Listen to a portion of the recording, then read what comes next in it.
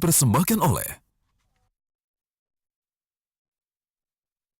Halo Mirsa, berjumpa kembali dengan saya Dora Edward dalam Health Matters, sebuah program yang membahas mengenai topik-topik kesehatan yang tentunya akan sangat bermanfaat bagi Anda dan juga keluarga. Dan kali ini kami akan membahas tentang persiapan puasa bagi pasien diabetes. Namun sebelumnya kita saksikan tayangan berikut ini. Bulan Ramadan yang akan tiba sebentar lagi tentu menjadi momen yang ditunggu oleh semua umat muslim di seluruh dunia, tidak terkecuali bagi para penderita diabetes. Namun dengan kondisi tubuh yang tidak normal, tentu menjalani puasa bagi para penderita diabetes memiliki tantangan tersendiri dibanding mereka yang tidak menderita diabetes. Tetapi dengan persiapan yang cukup dan tepat, para pasien diabetes tetap dapat menjalankan ibadah puasa dengan sehat. Pemirsa, untuk membahas lebih lanjut mengenai hal ini, di studio saat ini telah hadir internis Siloam Hospital TB Simatupang, Dr. Jimmy Tandradinata, spesialis penyakit dalam. Halo dok, selamat datang di program Health Matters. Tadi saya sudah mengatakan ini untuk pasien diabetes yang akan menjalani ibadah puasa. Saya pernah mendengarkan teori bahwa untuk penderita diabetes ini sebaiknya tidak disarankan untuk menjalankan ibadah puasa karena ditakutkan gula darahnya turun atau hipoglikemia. Benar seperti itu, dok? Tidak sebetulnya tepat ya sebetulnya, karena ada beberapa pasien yang justru dapat menjalankan ibadah puasa dengan baik. Kalau takut terjadi hipoglikemia atau gula darah yang drop, yang berbahaya, itu bisa terjadi karena justru pasiennya tidak berkomunikasi atau tidak kontrol dulu dengan dokter sebelum melakukan ibadah puasa. Biasanya dengan persiapan yang baik, rata-rata pasien diabetes dapat menjalani ibadah puasa dengan baik. Ya. Biasanya yang bikin gula drop adalah karena dia mengkonsumsi obat, tetapi dia berpuasa.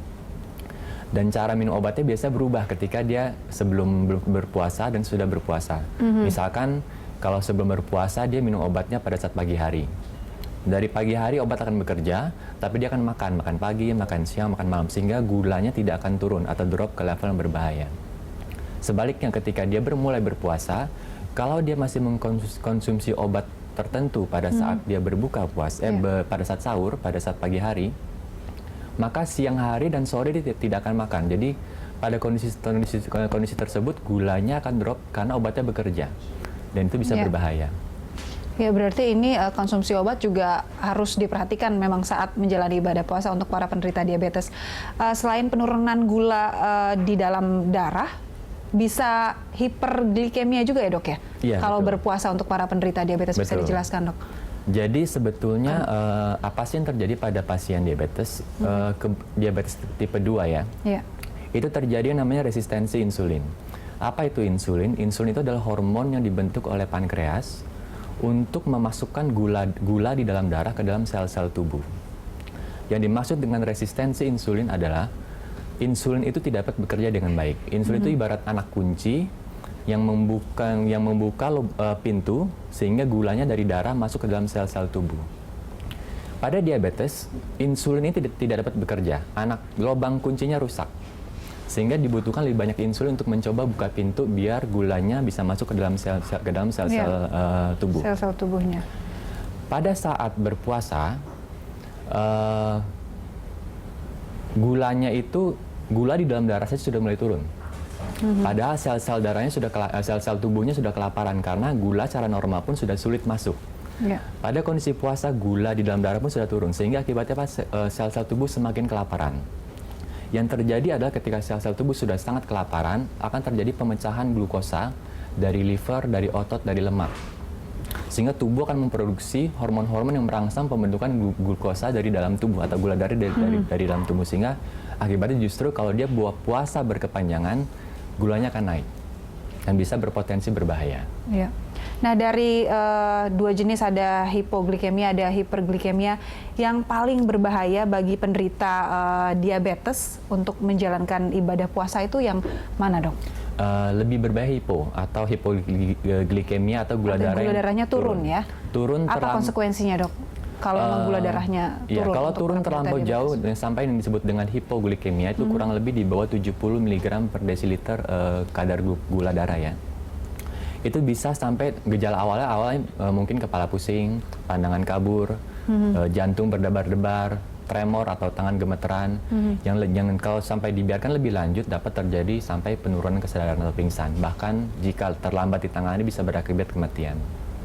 Oke, ini sangat berbahaya dan memang betul-betul harus diperhatikan. Artinya memang si penderita diabetes ini juga harus aware juga dengan dirinya sendiri dengan diabetes yang dialami. Kemudian sebetulnya hipoglikemia itu tidak terjadi karena semata-mata diabetes ya, tapi karena obat. Jadi lebih banyak terjadi pada pasien-pasien yang tidak konsultasikan lagi sebelum persiapan puasa dengan dokternya, sehingga dia masih minum obat dengan cara yang sama sebelum berpuasa, dan itu bisa berpotensi berbahaya. Nah, ini jadi efek samping dari pasien yang kemudian tidak melakukan konsultasi terlebih dahulu dengan dokternya, kemudian tetap menjalankan ibadah puasa itu seperti apa, Dok? Seperti itu. Jadi misalkan kalau dia masih minum obat pada saat dia sahur, seperti biasa minum obat pada pagi hari sebelum berpuasa, ketika dia berpuasa gula bisa drop dan terjadi komplikasi yang tadi saya sebutkan. Jadi biasanya jika memang diperlukan pasien diizinkan untuk berpuasa, dokter akan mengubah cara schedule dia minum obat.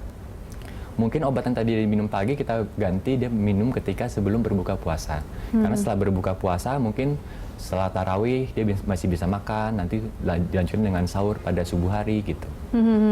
Nah, untuk dosis obatnya biasanya akan sama di luar bulan puasa atau di bulan puasa? Bisa berbeda. Mungkin obat yang tadi, misalkan kalau dia dapat obat yang diberikan 3 kali sehari, mungkin terpaksa kita turunkan menjadi 2 kali sehari pada saat berbuka dan pada saat sahur. Biasanya kalau misalnya dia masih minum obat pada siang hari kan tidak memungkinkan, jadi kita switch. Jadi dosis bisa berubah, frekuensi pun bisa berubah. Bahkan kadang-kadang jenis obat pun harus kita ubah. Makanya dibutuhkan waktu beberapa bulan sebelum berpuasa. Betul. Pasien harus datang berkonsultasi dulu dengan dokter supaya dipersiapkan dengan baik. Jadi konsultasi ke dokter untuk para penderita diabetes ini sangat perlu, apalagi memang yang ingin menjalankan ibadah puasa dengan khusyuk. Kita akan lanjutkan lagi, Dr. Jimmy, mengenai pasien atau penderita diabetes ini untuk menjalankan puasa sesaat lagi usai jeda.